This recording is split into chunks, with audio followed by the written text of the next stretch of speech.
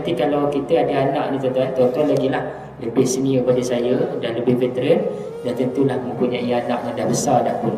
Sebab itu panduannya tuan-tuan, walaupun dalam hati kita ada fitrah kecenderungan sayang tu ada lebih sikit lah pada beberapa anak, jangan ditunjukkan sangat.